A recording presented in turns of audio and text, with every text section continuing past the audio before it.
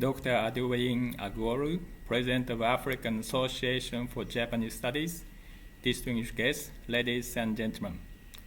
It was my great honor to receive an invitation to this conference again this year. You can imagine how much I was surprised and pleased to find that there is the Association for Japanese Studies in Africa.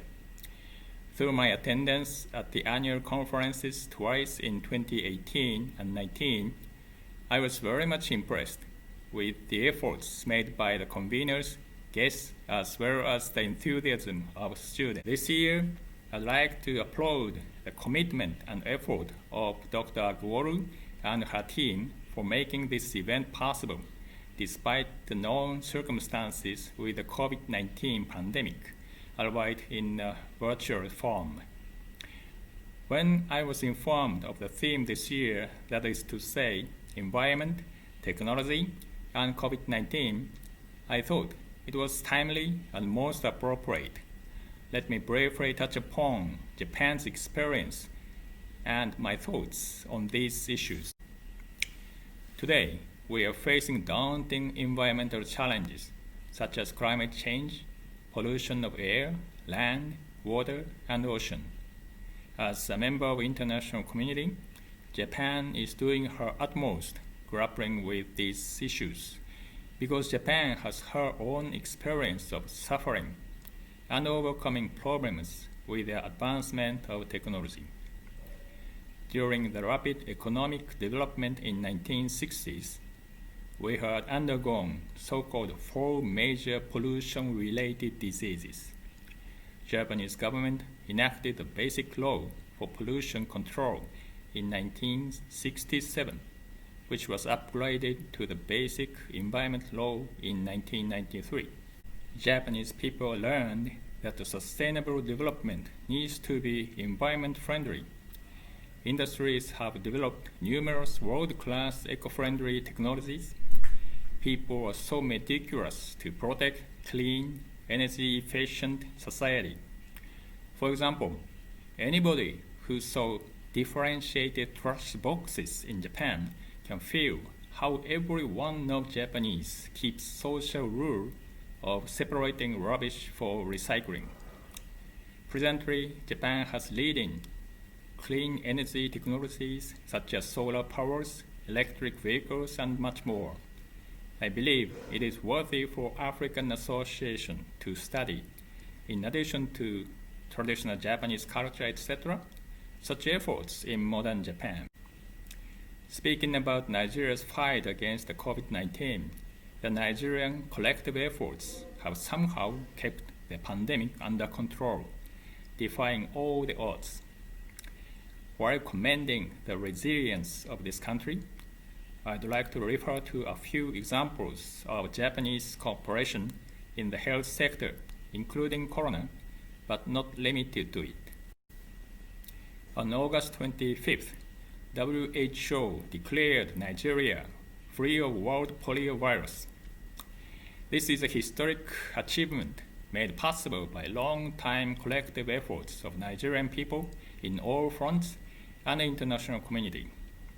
To this effect, the government of Japan provided the total amount of $182.4 million for the project, enabling a massive vaccination campaign over the years.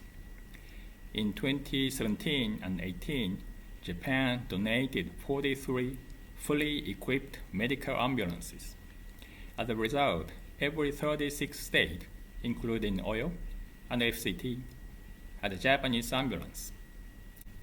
Now, with the outbreak of COVID-19 pandemic, the services of these ambulances have become invaluable, resuscitating and transporting COVID-19 patients to treatment centers. In March this year, I signed the exchange of notes to extend a grant aid of approximately $18.2 million for the project for strengthening the capacity of the laboratory network of Nigeria's Center for Disease Control. This was a second exchange of notes following the first one to strengthen the NCDC itself in the fight against infectious disease. Japan will continue to work together with the Nigerian authorities for the advancement of the health sector as well as socio-economic development in the era of post-corona. Now, let me share with you some of my thoughts on the future direction of the African Association for Japanese Studies. That is to say, why don't you get more involvement of Japan and Nigerian people? Since I came to this fascinating country, I have been kept surprised to find so many Nigerian people have their experience of staying in Japan. There are some alumni associations of former students with government scholarship, JICA trainees, business trainees, Abe Initiative recipients, besides academics. Among them, I observed some examples of shining goodwill and talents. In 2018, a Nigerian recipient of Abe Initiative studying in Niigata, Japan, during his summer recess, voluntarily went all the way to Hiroshima to help people there who suffered from the heavy flood incident.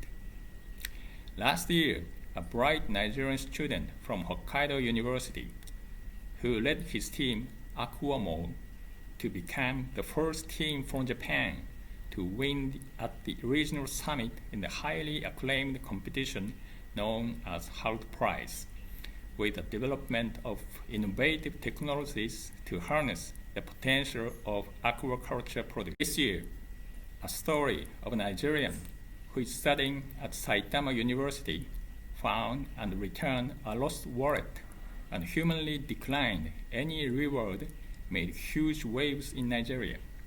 His Excellency President Buhari commended him for projecting the values of honesty, integrity, and contentment that should be hallmark of a people. There are so many young Nigerians who have merits of both Nigeria and Japan. I think they can be potential supporters for the activities of African Association for Japanese Studies. The Embassy of Japan is happy to help AAJS to strengthen human network with those Japan and Nigerian. Likewise, I wish in the future the circle of the African Association for Japanese Studies will be extended beyond Nigeria to other African nationals who have experienced Japan.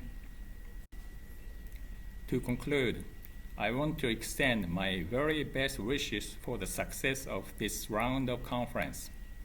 In this year of Diamond Jubilee of Independence of the Federal Republic of Nigeria, we also celebrate the 60th anniversary of the establishment of diplomatic relations between Japan and Nigeria, as well as the 60th anniversary of the opening of the Japanese embassy in Nigeria.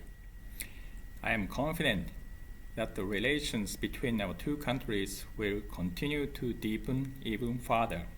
Thank you very much.